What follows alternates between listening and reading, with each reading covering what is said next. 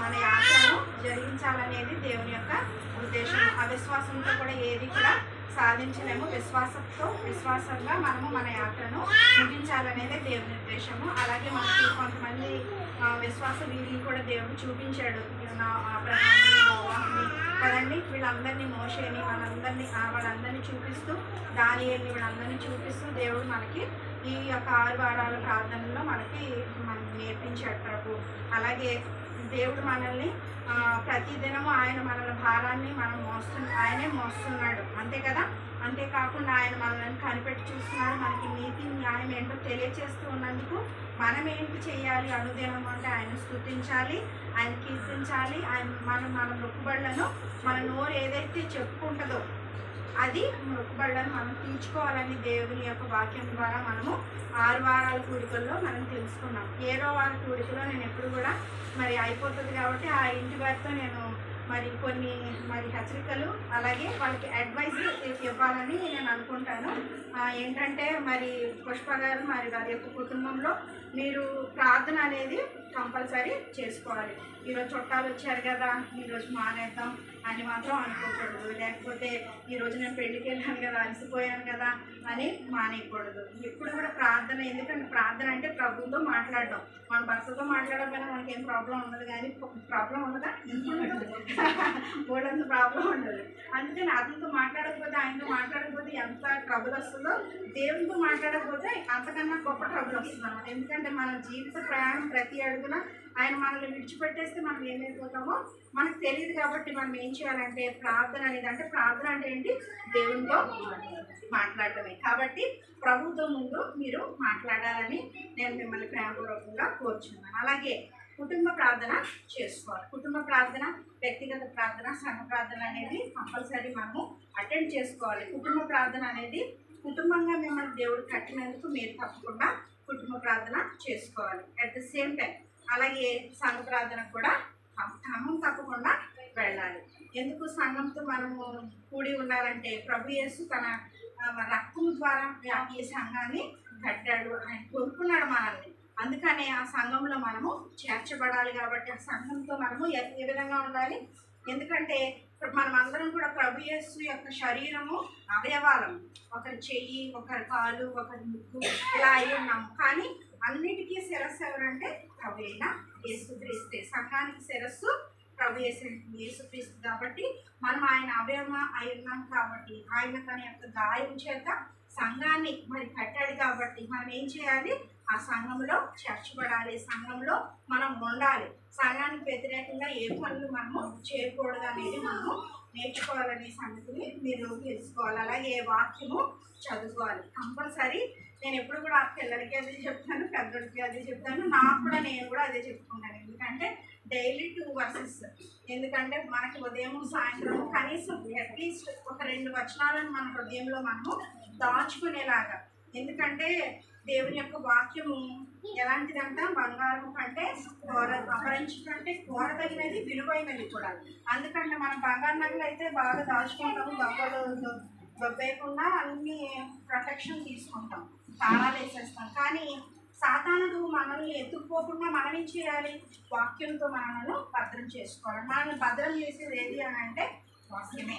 వాక్యాన్ని మీరు ప్రతిదినము చదువుకోవాలి, మీ పిల్లలకు నేర్పించాలి. పిల్లలు కూడా నేర్చుకోవాలి, హృదయంలో స్టోర్ చేసుకోవాలని మిమ్మల్ని ప్రేమపూర్వకంగా కోరుతూ ఉన్నాను. అలాగే మన విజ్ఞాపన ప్రార్థనలు అంటే మనం శుక్రవారం ఉపవాస ప్రార్థన చేస్తూ ఉంటాం. అంటే ఇతరుల కోసం ప్రార్థన చేస్తాం. అంతేగాని మన కుటుంబాల కోసం మనం ఏమి ఎక్కడ ప్రార్థన చేయాలి? ఎవరికైనా అనారోగ్యంగా ఉన్నా అలా మనం అసలు మీరు ఎలాగ ఈ కూడికను యవనస్తుల కొరకు, ఓన్లీ యవనస్తులే కాదు అందరి కొరకు మనం భద్రమై ఉన్నాం. రాజుల కొరకు, అధికారుల కొరకు, ప్రతి వారి కొరకు దేవుడు ప్రార్థన చేయమన్నాడు. విజ్ఞాపన ప్రార్థన చేయమన్నాడు. విజ్ఞాపన అంటే వదిలిపెట్టకుండా, విసుక్కోకుండా, మట్టు వదలకుండా చేసే ప్రార్థనే విజ్ఞాపన ప్రార్థన. కాబట్టి అటువంటి ప్రార్థనలో మీరు అందరూ కూడా మీ కుటుంబం పాల్గొనాలని నేను మిమ్మల్ని ప్రేమపూర్వకంగా కోరుతూ ఉన్నాను. అంతేకాకుండా మన విశ్వాసంలో ఎదగటానికి ఎటువంటి ఆటంకాలైనా జయించే విశ్వాసాన్ని మీరు పొందుకోవాలి అని దేవుని నేను అడుగుతూ మీ కుటుంబానికి ఈ యొక్క సూచనలను నా పక్షాన, మా కుటుంబ పక్షాన ఇస్తున్నాను. ఎందుకంటే ఆత్మీయ తల్లిదండ్రులుగా మేము పిల్లలైనటువంటి మీకు మేము ఇవ్వవలసినటువంటి హెచ్చరికలు. ఎవరు చేసిన ప్రార్థన మీ కుటుంబంలో మీ బిడ్డల కొరకు మీరు కంపల్సరీ చేసుకోవాల్సిన బదులే ఉన్నారనమాట. చాలా కుటుంబాలు మనకి ఈ యొక్క బైబిల్ గ్రంథంలో దేవుడు చూపించాడు. ఆ కుటుంబాలను కోరి మీరు నడుచుకోవాలని మిమ్మల్ని ప్రేమపూర్వకంగా కోరుతూ ఉన్నాను. ఈరోజు మనం చదువుకున్నాం కదా కీర్తన 42వ కీర్తన మనం చూస్తే 43 చదువుకున్నాము. 42, 43 కీర్తన అంతా కూడా ఒకటేలా ఉంటుంది. అందులో మరి 2 సార్లు 3 వచనాలు సేమ్ ఉంటాయి అన్నమాట. ఈ 2 అధ్యాయం 2 కీర్తనలు కలిపి ఏంటది చెప్పండి. బాటల్లో వేసుకుంటారు.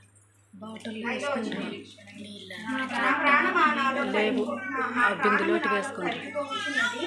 నా ప్రాణమా నీవు ఎలా కృంగిన్నావు, నాలో నీవేలా తొందరపడుచున్నావు, నిరీక్షణించుము అని చెప్పి మళ్ళీ 6వ వచనంలో కూడా ఆ మాట కనపడుతూ ఉంటుంది.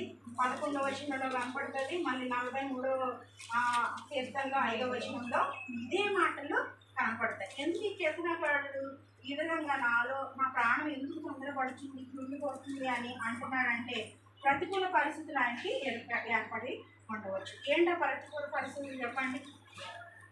ఏదైనా యుద్ధాలు కావచ్చు, లేకపోతే శత్రు భయం కావచ్చు, లేకపోతే అనారోగ్యం కావచ్చు. మనకి మనం సుఖంగా నివసించకుండా మనల్ని బాధ పెట్టే ఏ అంశమైనా కూడా, మనకి దుఃఖం కలిగించే ఏ అంశమైనా మనకి ఏం కలుగుతుంది, మనము ఆ విపత్కర మనకి బాధ కలుగుతూ ఉంటుంది. అప్పుడు మనం ఏం చెప్తూ ఉంటాము, నా ప్రాణమా నువ్వు ఎందుకు కృంగిపోతున్నావు, నువ్వు కృంగిపోవద్దు అని ఈ యొక్క కీర్తనకారుడు చెప్తున్నట్టుగా మనం కూడా మన యొక్క ప్రాణంతోనూ మన యొక్క అంతరాత్మతో మనల్ని మనము ధైర్యపరుచుకోవాలి. విశ్వాసంతో ముందుకు సాగాలనేది ఈ కీర్తన మనకు నేర్పిస్తూ ఉంటుంది. అందులో చాలా చక్కగా ఇంకనూ నేను ఆయన్ను స్తుతించదను అని ఆ మాటను చెప్తూ ఉంటాడు అనమాట. ఏం చేస్తున్నాడు, ఇంకనూ నేను ఆయన అంటే ఒక విశ్వాస తీర్మానం. అంటే ఇన్ని శ్రమలు వచ్చాయి కదా, నేను చెయ్యను శ్రమ అని, లేకపోతే నేను కీర్తించను ఇవాళ నాకు బాగలేదు, నా మూడు అసలు బాగలేదు, నేను రాను అనే పద్ధతి ఆయనకు లేదు. నేను ఇంకనూ ఆయన్ని స్తుతిస్తానని ఒక విశ్వాస తీర్మానము చేసుకున్నాడు. నేను మాట్లాడుతున్నాను, నేను ఉన్నాను చూసారా, నా కాలు 6 నెలలు పైన నాకు బాగా అసలు. అయితే నేను 6 నెలల నుంచి ఖాళీగా ఉన్నానంటే ఎక్కడ కూడా మీరు చూడండి, నేను ఎక్కడా కూడా ఖాళీగా లేను. నాకు కాళ్ళు మడమ నొప్పి నుంచి స్టార్ట్ అయితే మడమ నొప్పిలో నేను స్త్రీరాలీలు వచ్చేది. నేను అలా వెళ్ళినప్పుడు అవతల వైపు పోడియం ఉండేది, అవతల వైపు నేను కూర్చున్నప్పుడు ప్రభువా మరి నేను అవతలకి వెళ్ళాలంటే కూడా నాకు నొప్పి, కాళ్ళు నేను అటు వెళ్ళగలగానంటే దేవుడు మరి వారి హృదయాన్ని కలిగించి ఆ పోడియమే నా పక్కన పెట్టాను. దేవుని యొక్క కృప ఆశీర్వాదము చూసారా. నేను 6 నెలలు కూడా ఖాళీగా అసలు లేను. నేను విస్మరించలేదు. ఎందుకంటే మనము ఎవరిని చూసి నేర్చుకోవాలంటే వీళ్ళని చూసే నేర్చుకోవాలి. అప్పుడే కదా మనలో విశ్వాసం వచ్చేది. వాక్యం మనకి ఏం నేర్పిస్తుంది అంటే విశ్వాసాన్ని నేర్పిస్తుంది. మనము విశ్వాసంలో బలపడము నేర్పిస్తూ ఉంటుంది. కాబట్టి మనం ఎప్పుడు కూడా తొట్టిల్లిపోకూడదు. మనము ఎన్ని శ్రమలు వచ్చినా, మన అనారోగ్యం మనల్ని ఉంచేసినా కూడా మనము దాని నుంచి అసలు దాన్ని చాకరే చేయకూడదు. ఎందుకంటే నాలో ఉన్నవాడు నాకంటే, మన బలహీనత కంటే గొప్పవాడు మన దేవుడు. మనల్ని కృంగదీసేస్తూ ఉండొచ్చు, అసలు నడవనివ్వని పరిస్థితి కూడా వచ్చేసేది నాకు. అయినా ప్రభువే అలా నడిపించుకుంటూ ఇప్పుడు కూడా అలాగే నడిపిస్తూ ఉన్నాడు. ప్రభు ఏ రోజు ఆ శిక్షను తీస్తాడా అని నేను చూస్తూ ఉన్నాను. ఏ రోజు ఇచ్చినా కూడా నాకు ఆనందమే. మరి ఆయన పనిని మాత్రం నేను ఎప్పుడు కూడా విస్మరించాను. నేను అది చదువుకున్నప్పుడు ఇదే అనిపిస్తూ ఉంటుంది, నాలో నువ్వు ఎప్పుడు కూడా కృంగిపోవద్దు నా ప్రాణమా అని చెప్పి ఆయన చెప్తాడు, ఇంకనూ నేను ఆయన్ని స్తుతిస్తాను అని చెప్పే నమ్మకము ధైర్యము ఈరోజు మనకు కూడా నేర్పిస్తున్నాడు. రేపు పొద్దున క్రైస్తవులుగా మనకి ఎటువంటి మరి శ్రమలు రాబోతున్నాయో మనకు తెలియదు. ఇంకొక ఎలక్షన్ ఉంది 19వ తారీఖున. మరి అవతల వైపు బీజేపీ రాకుండా చూసుకోవాలి. మనం ఏం చేయలేము కదా, ఏం చేయగలుగుతాం, ప్రార్థన చేయగలుగుతాం. ప్రభువా మరి ఎందుకంటే వాళ్ళు వచ్చారంటే మనకి ఎంత బాహాటంగా మనం ప్రభువుని స్తుతించడానికి అనర్హులం అయిపోతాం. కానీ అటువంటి శ్రమల్లో నుంచే ఎంతవరకు క్రైస్తవం వచ్చిందంటే కారణము ఇలాగే గృహ కూడికల్లోనే దేవుని యొక్క వాక్యం ప్రబలి బాగా ఎక్కువ అయ్యింది. కానీ మనము ఏంటంటే సుఖానికి సౌఖ్యానికి అలవాటు పడిపోయాము ఇప్పుడు వరకు. కానీ కష్టం రాబోతుందంటే భయం వేస్తూనే ఉంటుంది. కానీ ఎటువంటి పరిస్థితి ప్రభుత్వం ఇచ్చినా మనం తెచ్చుకుంటున్నాం కూడా కదా. మనకి మీరు యేసుక్రీస్తు కావాలా బరబ్బా కావాలంటే బరబ్బే కావాలన్నారు. అలాగే దేవుడు బరబ్బానే మనకి విడుదల చేస్తాడు. ఏమో చెప్పలేదు కదా. ఎటువంటి బరబ్బా వచ్చాడంటే ఆడే మంచోడా, నిన్ను లాలిస్తాడా, మంచిగా పాలిస్తాడా? లేదు కదా. ఎటువంటి శ్రమలైనా మనము దేవుణ్ణి ఎదుర్కోవాలి. అందుకని ఈ కీర్తన మనకు చెప్తుంది, ఇంకాను నేను ఆయనను స్తుతిస్తాను.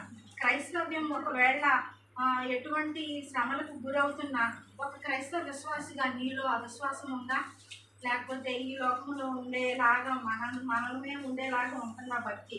అందుకని దేవుడు మనల్ని హెచ్చరిక చేయడానికి ఇంకొక మారు మనల్ని ప్రేరేపించడానికి సమయాన్ని ప్రభు మనకి ఇచ్చారు. మనము ప్రార్థన చేయాలి. ఎందుకంటే రాజుల కొరకు ప్రార్థన చేయాలి. రాజులు ఏం చేయాలి? పరిపాలన మంచిగా చేయాలి. ప్రజల్ని బాధ పెట్టే పాలన కాదు, కానీ సంతోషపెట్టే పాలన మరి చేయాలి. కాబట్టి మన రాజుల గురించి కూడా మనము, రాజులు అంటే పీఠాలేసి కూర్చునే సీఎం పిఎం ఇవి కూడా రాజులే. మనకు రాజులు ఎవరు?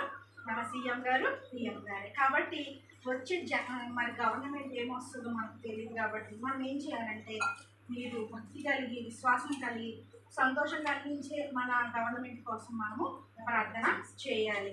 మనం ఇక్కడ వచ్చే శ్రమలు, ఆయనకి అనారోగ్యం వచ్చిందేమో మనకు తెలియదు, లేకపోతే ఏ భయం వచ్చిందో మనకు అస్సలు తెలియదు. మనకు వచ్చే భయం ఏంటి? ఈ భయం వస్తుంది. రాబోయే భయం ఏంటి? గవర్నమెంట్ భయమే మనకు వచ్చేది. ఈ గవర్నమెంట్ భయం నుంచి మనం తప్పుకోవాలంటే మనం ప్రార్థన చేయాలి. ఇంకాను ఒకవేళ మన శత్రువులు వచ్చినా మనం ఏం చేయాలి? ఇంకాను నేను ఆయన్ని స్తుతిస్తాను. ఎందుకంటే దేవుడు మనకి బాధలు కలగజేయడానికి ఆయన లేఖనాలు చెప్తున్నాయి. ఆయన లేఖనాలు నెరవేరడం పద్యం.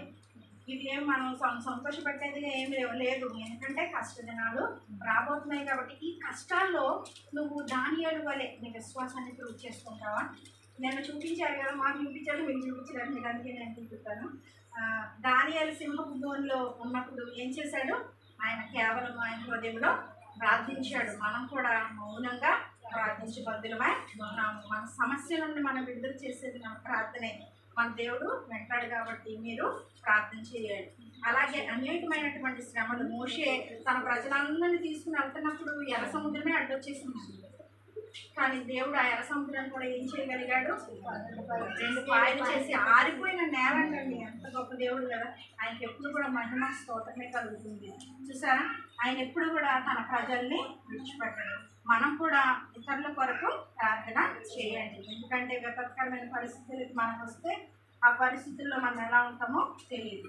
కరోనాలో ఇంట్లో ఉండే ప్రార్థన చేసాం. దేవుడు ఆ కరోనా ఎన్ని వేవులు వచ్చినా కూడా మనల్ని ఏ వేవు తాకుండా, అలా మనం తాకిందా? వేవండి ఏంటి? అలలుగా వచ్చేసిందంట. అలలుగా వచ్చినా కూడా మనల్ని ఏమైనా చేసిందా? ఏమి చేయలేదు. కాబట్టి ప్రభు యొక్క కృప చొప్పున మనం బ్రతికి పట్టపెట్టుతున్నాం. కాబట్టి నెక్స్ట్ మనకి ఏమవుతుందో మనకు తెలియదు. ఎవరు వచ్చినా అంటే మన నుంచి స్టార్ట్ అవుతున్నాయేమో శ్రమలు, చెప్పలేము. ఒకవేళ శ్రమలు స్టార్ట్ అయితే మనము ప్రార్థించే వారంగా ఇంకనూ నేను ఆయన్ను స్తుతిస్తాను. ఈ శ్రమలో నేను చచ్చిపోవడానికి కూడా హతసాక్షిగా ఉంటాను అనే తీర్మానము ఉండాలి. స్టెఫను అలా ఉన్నాడు. వాళ్ళందరూ దేవుని యొక్క వాక్యము క్రైస్తవుల వరకు నిలబడ్డారు. లేకపోతే మనం కూడా క్రైస్తవులుగా నిలబడాలి. అంతేగాని చిన్న ఆహారం కోసం కమ్యూనిస్ట్ దేశాల్లో ఇప్పటికీ, చైనా దేశంలో ఇప్పటికీ అంత స్వేచ్ఛ లేదండి. నార్త్లో ఎందుకు, ఇండియాలోనే నార్త్లో ఉండదు. అది మన తెలుగు రాష్ట్రంలోనే ఉండదు. హైదరాబాద్లో కూడా చాలా కష్టంగా ఉంటుంది. ఆర్ఎస్ఎస్ ఉంటాడు మా చర్చ్ చుట్టూ, జనాలు పడుకుని ఉంటారు ఆర్ఎస్ఎస్. ప్రతి ఇంటికి ఆర్ఎస్ఎస్ అది గుమ్మానికి స్టిక్కర్ అంటించేస్తూ ఉంటుంది. ఎంత కష్టంగా ఉంటుంది తెలుసు.